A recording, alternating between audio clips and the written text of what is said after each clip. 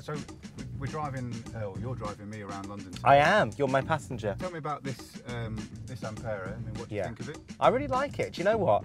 I needed a small car to be able to nip around. I wanted to go electric or part electric because I try and do the eco thing. I needed a car for ease, but also I travel a lot with work, so I'm always nipping up and down the motorway, going to a shoot, going to a location, going to a meeting. So it had to be an electric car that I know that wouldn't run out of juice. And so this one's great because I know that I can use the electric, and once it's gone, it'll go onto the petrol for me, and that makes me feel much better. So tell me about your first car. When did you start driving? I was 17 then. I was at college doing performing arts, and I had the Citroen 2CV, blueberries and cream, and I called it Ernestine.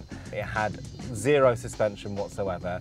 I was at the time very fat, 21 stone, and I remember delivering takeaways in it and not being able to get up the hills because it only had this 50cc engine. I'd love to design a car actually, I would. The body of a car and the aerodynamics, whatever the word is, that would obviously be quite tricky.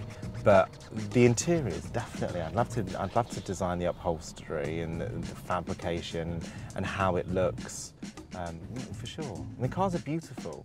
They really are. There's nothing different between a fabulous car and an entire wardrobe. There's so many different elements, from the shoes to the scarves to the hats to the dresses. If, for example, there was a Gok special edition of the Ampera, would it be necessarily just a fabric? It would be.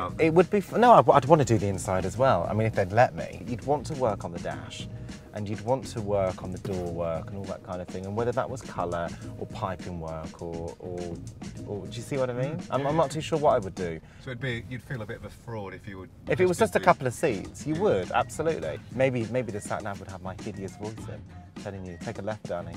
You need to take a right, sweetheart. Can you imagine? You need to try a bit harder. Yeah, and maybe the beeping would just be me screaming with the parking assist. See, I'll buy it. Yeah, well, there we go.